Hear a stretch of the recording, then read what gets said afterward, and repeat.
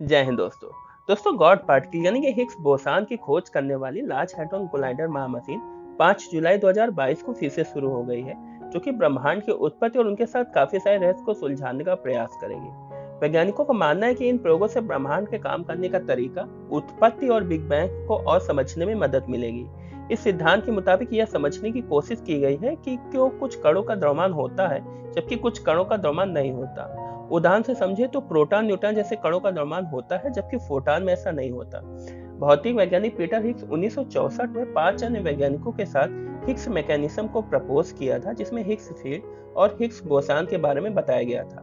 Switzerland के Geneva के पास सर्न, जिसे European council for nuclear research कहते हैं, में लार्ज हैड्रॉन कोलाइडर से एटलस और सीएमएस प्रयोगों द्वारा 4 जुलाई 2012 में एक उप परमाणु कण की खोज की गई, जिसमें हिग्स बोसान के गुणों से मेल खाने की पुष्टि हुई, जिसके कारण पीटर हिग्स को उनके भौतिक सिद्धांत के कारण वर्ष 2013 में उन्हें भौतिक में नोबेल पुरस्कार दिया गया।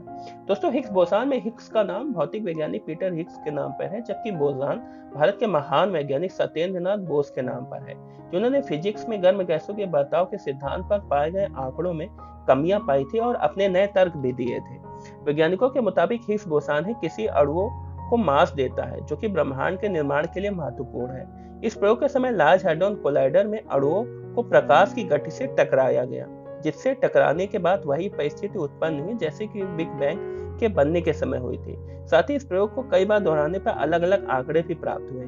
बिग बैंग के बाद यानी कि ब्रह्मांड के निर्माण के बाद किसी भी कण में कोई मास या द्रव्यमान नहीं था, लेकिन जब यूनिवर्स का तापमान लगातार नीचे गिरता रहा और एक निश्चित सीमा से भी लगातार वो नीचे ही गिरता रहा, तो उसी समय एक शक्ति की फील्ड पूरे ब्रह्मांड में फैलती चली गई। उस फील्ड के अंदर बल था, जिसे हिग्स फील्ड कहा गया, जबकि इस फील्ड के बीच कुछ कण थे जिन्हें हिग्स बोसान के नाम से जाना जाता है। इसे ही गॉड पार्टिकल के नाम से भी जाना जाता है।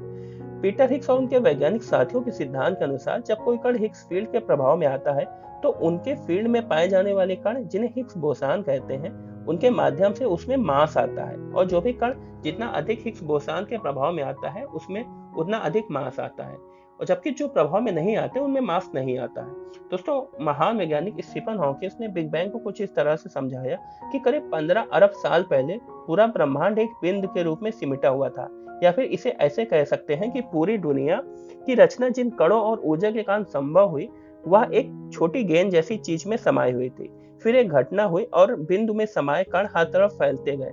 ये कण तेजी से एक दूसरे से दूर भागने लगे और इस घटना को बिग बैंग कहा गया। वहीं सन यानी कि European council for nuclear research के अनुसार उनका लक्ष्य प्रोटॉन व प्रोटॉन के बीच प्रति सेकंड 1.6 अरब टक्कर कराना है, जिससे प्राप्त नई ऊर्जा की दर से वैज्ञानिक गॉड पार्टिकल को और अधिक अच्छी तरह से जांच कर पाएंगे और समझ पाएंगे, और इस टक्कर से प्राप्त डेटा का इस्तेमाल भविष्य में dark energy, dark matter, black hole और ब्रह्मांड के कई अन्य अनसुलझे रहस्य को सुलझाने में प्रयास किया जाएगा। दोस्तों, लार्ज हैड्रॉन कोलाइडर को 4 साल बाद फिर से शुरू करके 13.6 अरब इलेक्ट्रॉन वोल्ट जितनी ऊर्जा निकाली जाएगी। वहीं इस मशीन के अंदर उल्टी दिशा से प्रोटॉन पर 2 ऊर्जा बीम डाली जाएगी। इससे ही हिग्स बोसान या फिर गॉड पार्टिकल का जन्म होता है।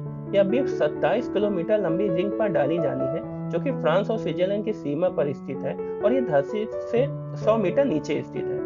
अभी तक इस मशीन को बनाने में 31,000 करोड़ रुपए से ज्यादा खर्च हो चुका है। दोस्तों, आपका हिग्स बोसान के बारे में क्या सोचना है, प्लीज कमेंट बॉक्स में बताइएगा। जय हिंद।